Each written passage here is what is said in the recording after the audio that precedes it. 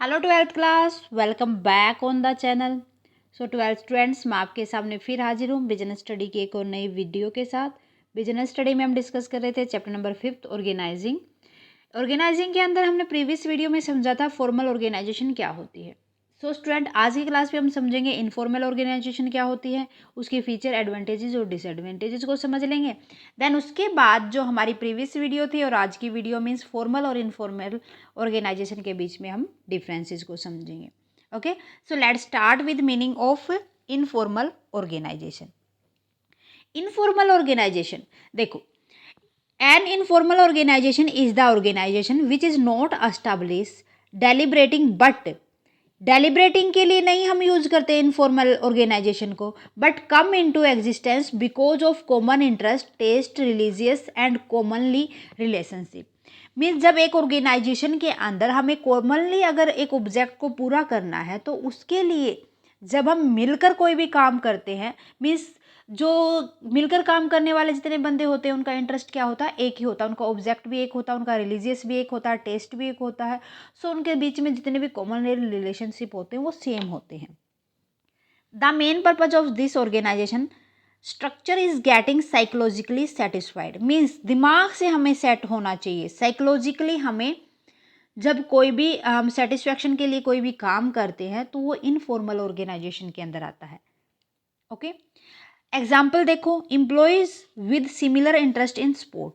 भाई जो खिलाड़ी होते हैं एक गेम के अंदर, जितने भी खिलाड़ी होते हैं उनका सिमिलर इंटरेस्ट होता है तो उसी के लिए वो वर्क करते हैं। फिल्म्स के लिए जो एक्टर्स होते हैं एक ही फिल्म के ऊपर काम करते हैं। Religious etc may from their own informal group. उनका क्या होता है, इनफॉर्मल ग्रुप होता है। क्यों? क्योंकि उनका इंटरेस्ट सेम होता है, सेम इंटरेस्ट के लिए वो काम करते हैं, इसलिए। समझ आ गया इनफॉर्मल ऑर्गेनाइजेशन। देन उसके बाद फीचर्स की अगर हम बात करें, it originated from within the formal organization. कहाँ से ओरिजिनेट हुआ ये बना, ये फॉर्मल ऑर्गेनाइजेशन से ही बना है बच्चा। As a result of personal interaction among employ, ताकि जो एम्प्लॉयज है उनके बीच में पर्सनल इंटरेक्शन बन सके। It has no return rule और प्रोसीजर, बट जिस तरीके से फॉर्मल ऑर्गेनाइजेशन के अंदर रूल्स रेगुलेशन होते हैं उस तरीके से यहाँ पर कोई भी रिटर्न रूल्स या प्रोसीजर नहीं होता। It does not have fixed line of communication.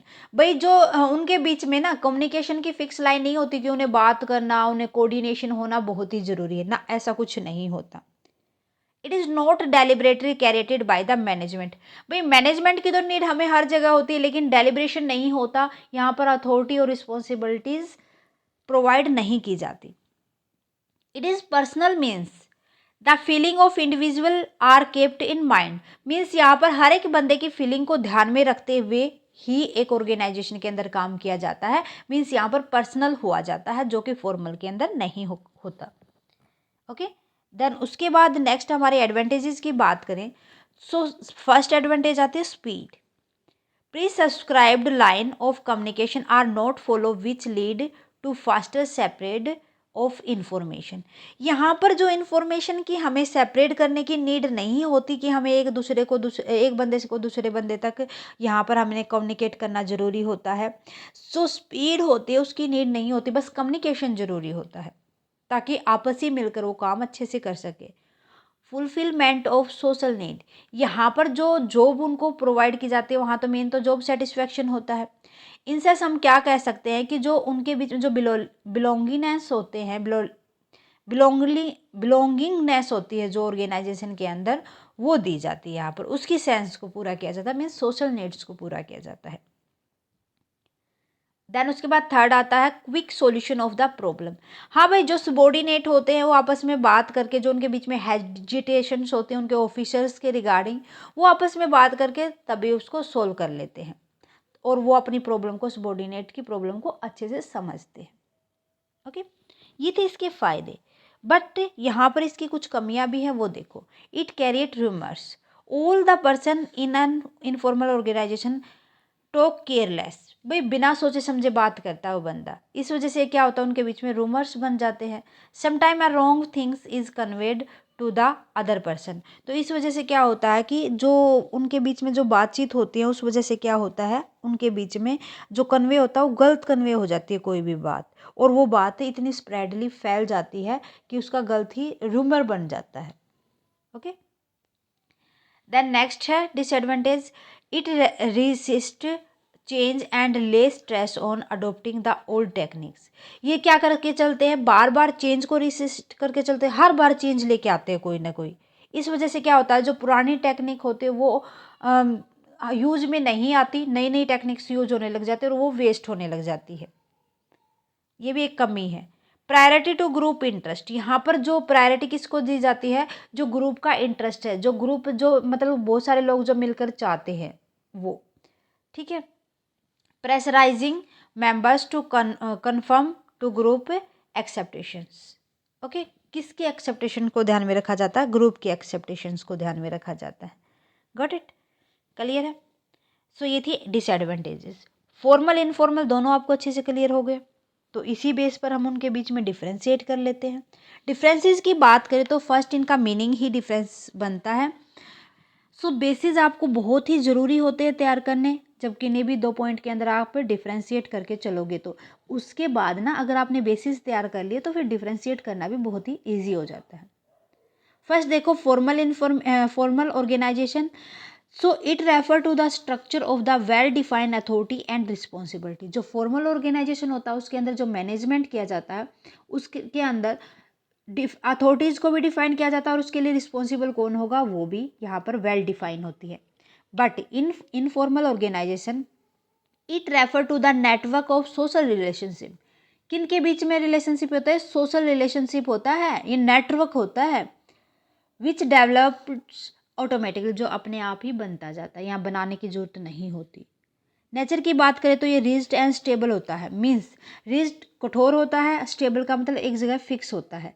But in informal organization ये फ्लेक्सिबल होता है, अनस्टेबल होता है, कभी कभी चेंज होता रहता है, मन जैसा मर्जी वैसा ही ये चेंज कर सकते हैं इसको।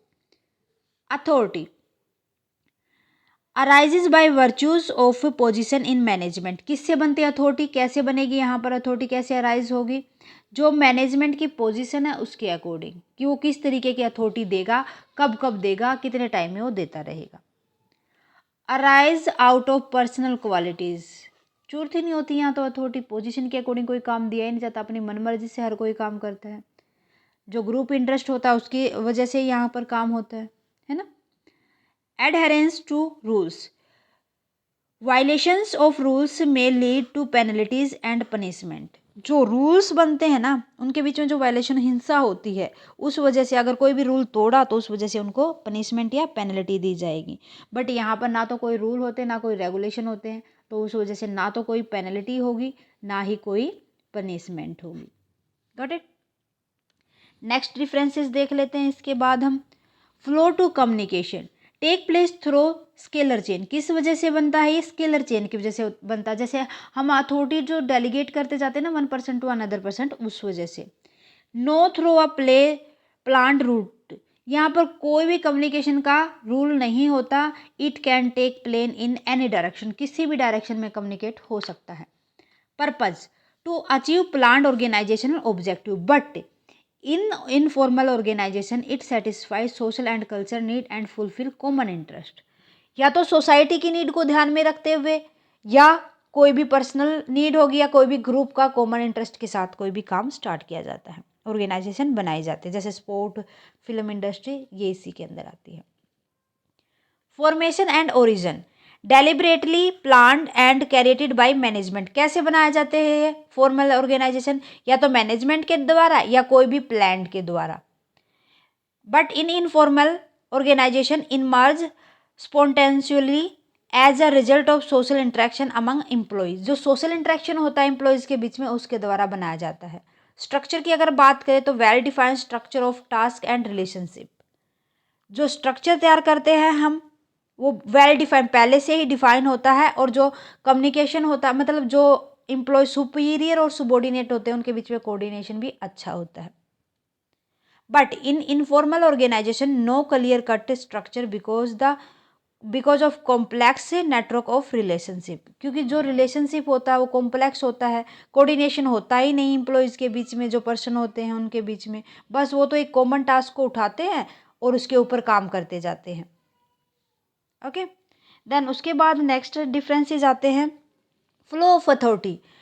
फ्लो ऑफ अथॉरिटी कहाँ से कहाँ होता है, टॉप टू बॉटम होता है, but in informal organization authority flow vertically और एज वेल हॉरिजेंटली।